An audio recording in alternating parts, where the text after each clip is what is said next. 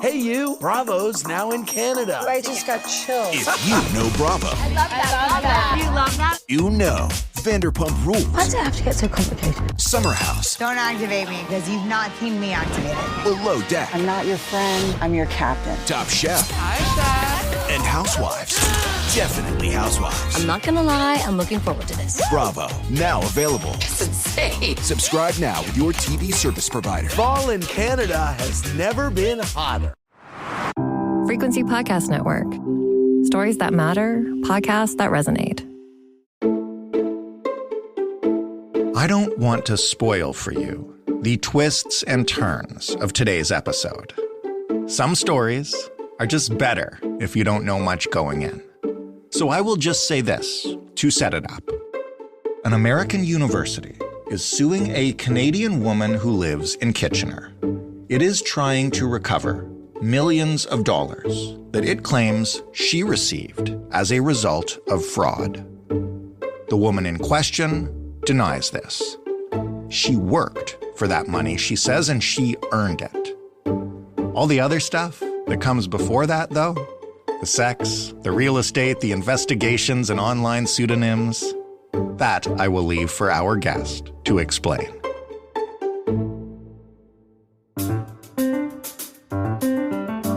I'm Jordan Heath Rawlings. This is The Big Story. Jeff Outhit is a reporter with the Waterloo Region Record who chased down a pretty strange story, it's fair to say, Jeff? It's a strange one, yes.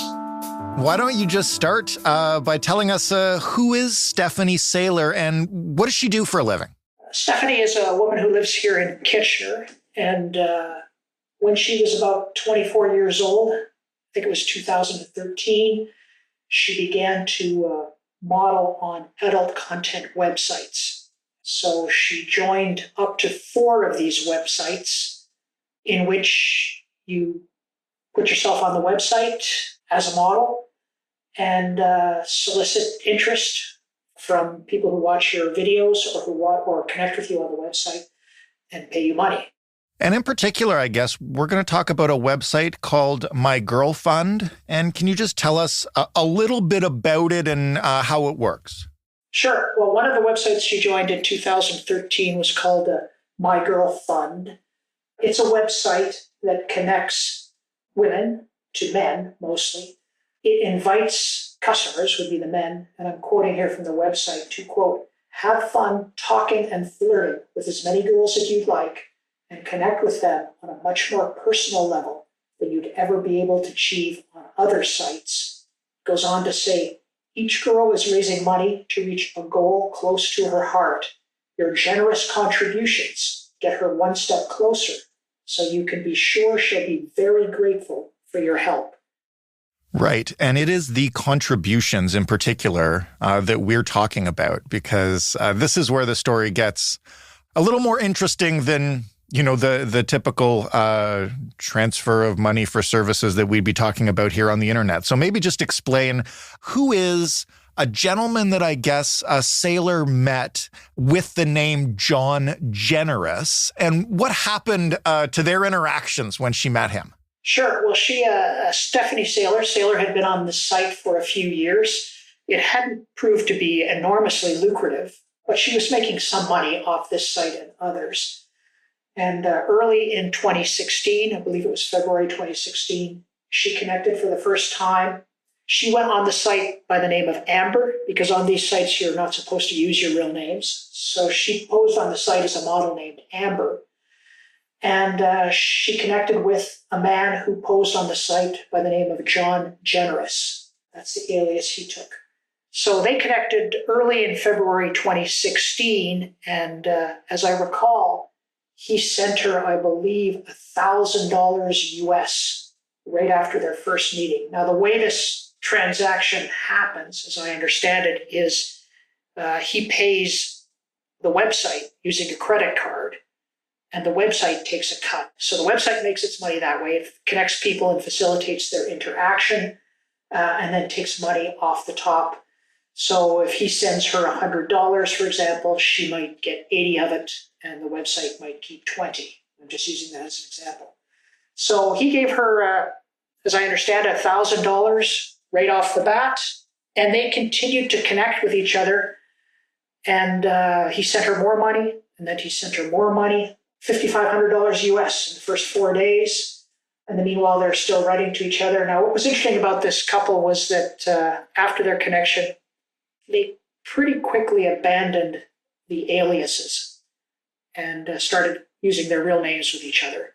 They connected by email, as well as eventually by Kik Messenger, by text, by telephone. They connected in a whole variety of ways. He continued to make payments through this website to her. Within the first month, he'd sent her almost $60,000 US. She was astonished to receive, by what I'm reading in the email connections that they had. She wrote at one point, $50K is a lot, babe. Are you sure? I mean, that would be a dream come true and extremely helpful financially. I have a feeling that I will want to continue our relationship. So that's their first month, already tens of thousands of dollars. How long did this relationship go on for, and how much money are we talking about here? Well, they connected with each other from February 2016 right through to 2020, so 5 years in total. And he sent her, in the end, through this website, $5.2 million US, of which she received $4.1 million US after the website took its cut. And just to be clear also, it's not only the millions that he sent her through the website, he also sent her gifts. She took her family of 9, extended family of 9, to Disney World for a trip that cost almost $60,000. He paid for that. Wow. He bought her floor seats to an Elton John concert at the Air Canada Centre in Toronto. He bought her playoff tickets for the Blue Jays in Toronto. Those were minor purchases compared to the $4.1 million US she received from the website, but he did a lot for her. As an aside, did they ever meet in person during this time? They never met in person, ever. Wow. They knew each other by their real names, and they had real email addresses. But as I'm working through the documentation I have, they told a few things to each other that were true, but they also he told her certainly a number of things that were not true, or hid things or misled her. He later said, from his perspective, he was playing a game with her and she was playing a game with him. She's got $4.1 million. Where'd it go? Where'd it go? Well, she used it for a variety of things. She started a real estate business with her husband, Tyler Maylott, called Herb Developments. They bought and sold properties around this region here in Kitchener, Cambridge, and Waterloo. They built some homes. They invested in properties. They built themselves a luxury home, or a dream home, if you will, in an upscale Kitchener suburb called Deer Ridge, right by the Grand River. That was about a $2 million home. They built it themselves. She bought herself an Audi A6 sedan, cost just over $80,000 Canadian. They did a number of things, she and her husband, with the money she received. But a lot of it, I believe, went into business ventures. And that brings us up, I guess, to 2020. How did this all start coming out? Like, just walk us through what we eventually learned here. Well, what happened, John Generous, as I mentioned, his real name was Ralph Puglisi. He worked at the University of South Florida for a medical association that was affiliated with the university. This is a Tampa-based university in Florida. He was an accounting manager. And she knew his name. She knew that he worked for the university in some capacity in Florida. I believe he told her that he did this because he enjoyed doing the work. He also told her he was a business person and an investor, so they were always talking about real estate and investment. He really sold himself to her, by her account later on, as a savvy investor who had a lot of money. And in November of 2020, the university discovered what had happened, which is that since about 2014, he had been embezzling money from the university using credit cards that were owned by the university but were issued in his name. These were credit cards that you would need for corporate purposes. And because he was an accounting manager at the university, or at this association affiliated with the university, And because they didn't have enough oversight, he was able to fake accounting records to conceal what he was doing when he was using these credit cards. And over the space of 6 years, 2014 to 2020, he embezzled, it was later determined, almost 13 million US dollars from the university. He actually said later that he thought it was a little bit more than that, but the actual amount they settled on in court was, I think it was 12.8 million US dollars. It was in November 2020 that this came to light. The university suddenly uncovered what he was doing. He was fired a week or two later in December 2020. And in the summer of 2021, in August, he struck a plea bargain after a FBI investigation and pleaded guilty to what in the United States they call mail fraud, which I think is a catch-all term to cover a whole variety of things. But essentially, he pleaded guilty to embezzling almost $13 million US from the university.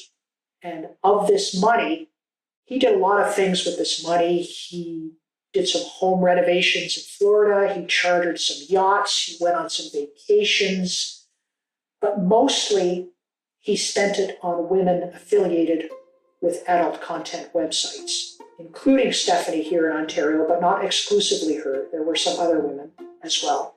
But he spent it mostly on the women on these websites, including, as we now know, 5.2 million US sent to Stephanie Saylor.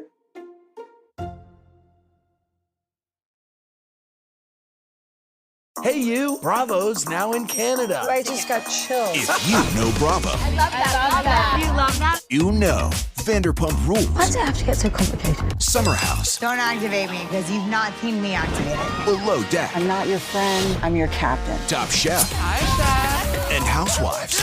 Definitely Housewives. I'm not gonna lie, I'm looking forward to this. Bravo, now available. It's insane. Subscribe now with your TV service provider. Fall in Canada has never been hotter.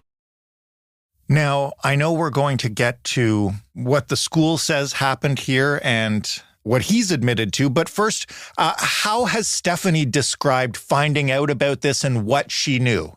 Her position has consistently been that she did not know that he was sending her stolen money, and that she learned this in the summer of 2021, shortly before he pleaded guilty. She had not heard from him for a while. He had stopped sending her money, and then he reached out to her, she later said, to tell her that he was in trouble, that he was under FBI investigation, and then told her that the money, all the money he had sent her, was fraudulent.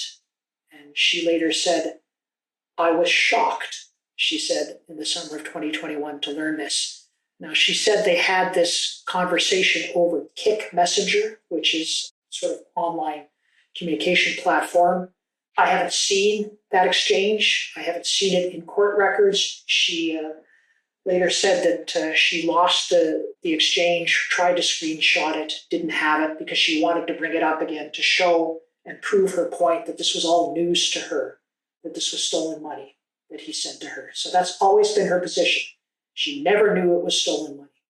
Now, what does the university claim happened here? And this is where we get into, I guess, legal action that they are taking.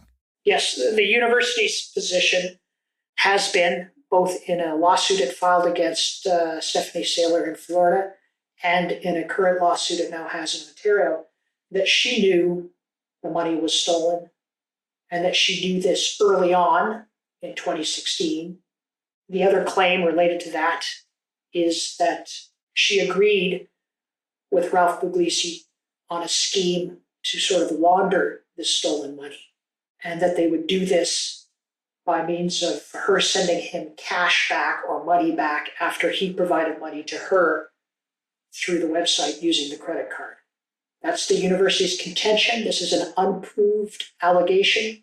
They've made it in court or made it in a lawsuit in Florida, and they've made it in a lawsuit here in Ontario, but it has not been tested in court, and it is denied by her. You mentioned that Puglisi struck a plea deal. What does he say now about what was going on between himself and Saylor? Well, after his plea deal, as part of his plea deal, he agreed to give the university back its money or whatever he could. And he also agreed, he was deposed after the plea deal about how this all happened. And it's at that point in 2022, I believe, after he was convicted, possibly just after his sentencing, he was sentenced eventually to 10 years in prison. That's when he said, we had a deal. He said it was a verbal deal. I struck a verbal agreement with Saylor, telling her this money was stolen and here's how we're going to launder it. And the idea was, according to him, that would be a 50-50 split. So whatever money he sent to her and she received through the website, she would then send half of it back to him. Now, what's interesting about this is that she did, in fact, send some money back to him. She sent him somewhere between 200 and 300,000 US dollars between 2018 and 2019 back to him.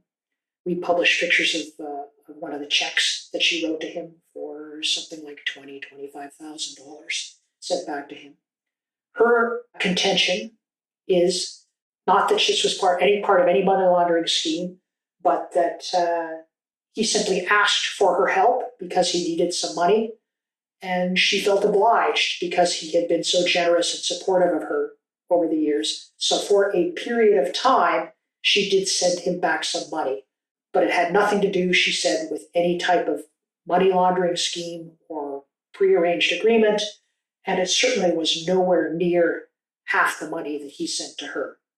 That is one of the arguments the university is leaning on in arguing that she knew what was going on.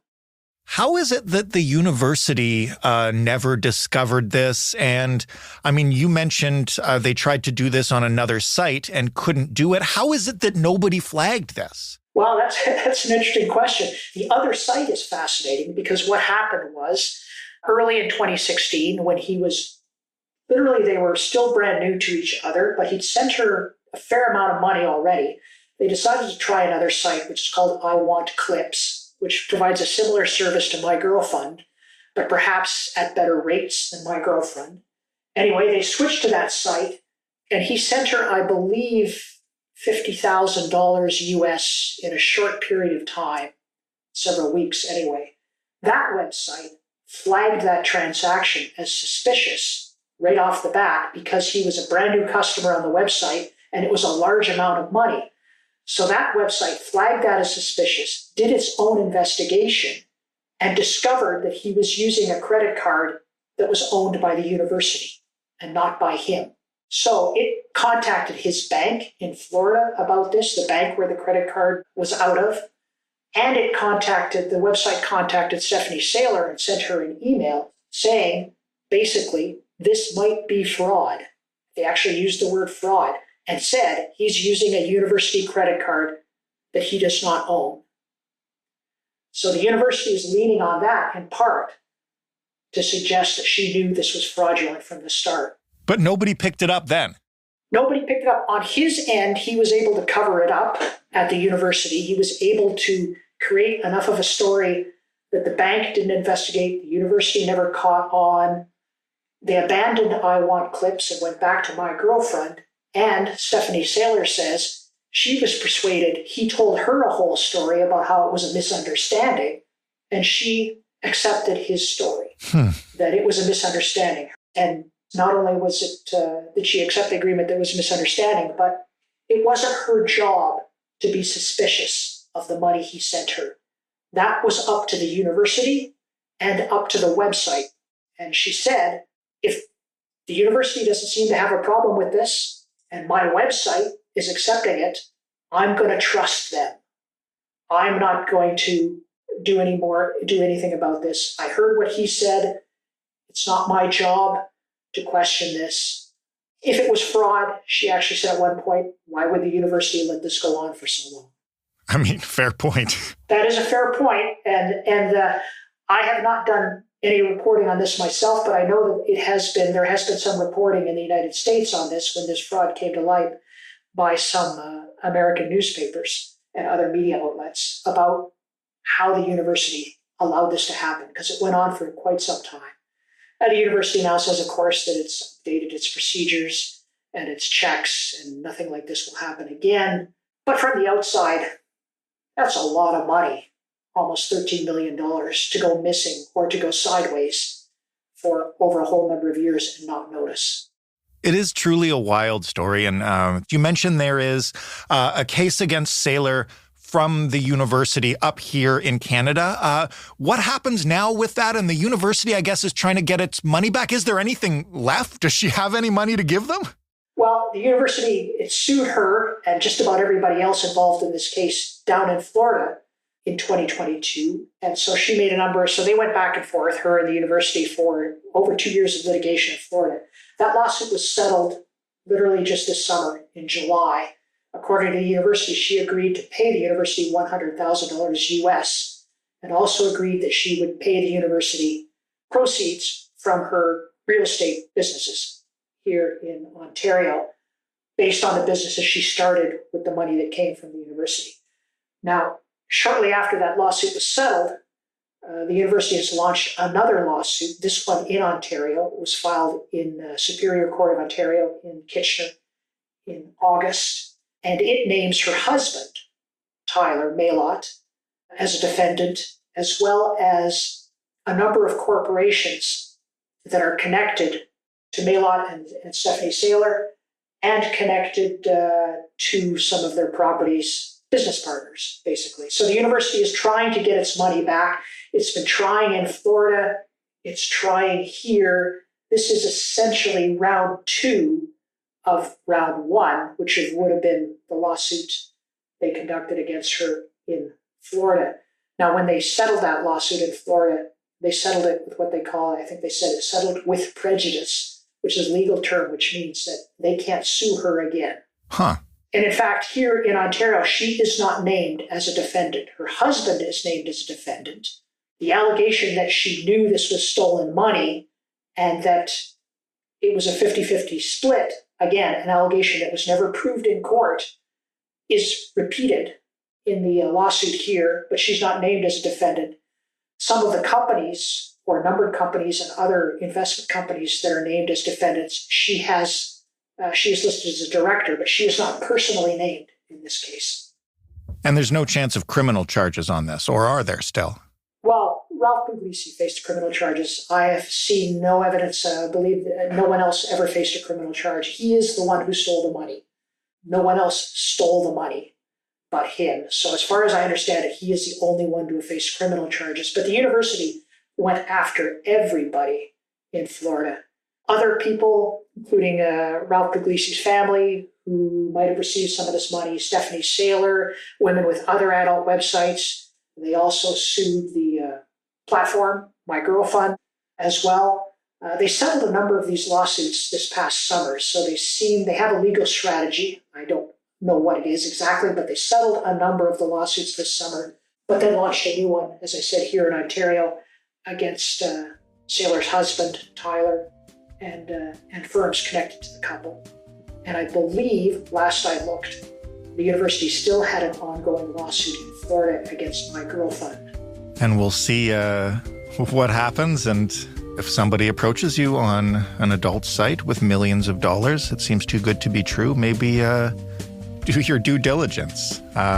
Thank you for walking us through this wild story. You're welcome.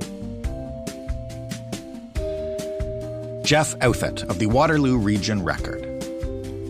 That was The Big Story. For more from us, you can head to thebigstorypodcast.ca. You can also, of course, shoot us a note. Let us know what you thought. The email address is hello@thebigstorypodcast.ca. And if you don't like typing, you can pick up your phone and give us a call to leave a voicemail. That number is 416-935-5935.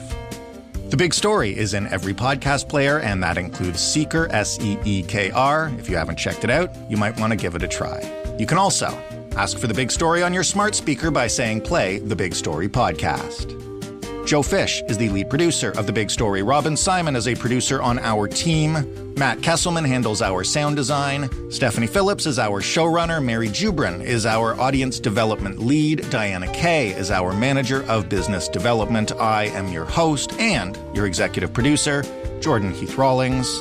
All together, we are Frequency Podcast Network, and we are a division of Rogers. We've got a couple things in the feed for you this weekend. Another little In This Economy episode, and an episode from a while back that I think is even more relevant now, especially given what's going on down to the south of us at the moment. And then we'll be back with a fresh big story on Monday. And we'll talk then.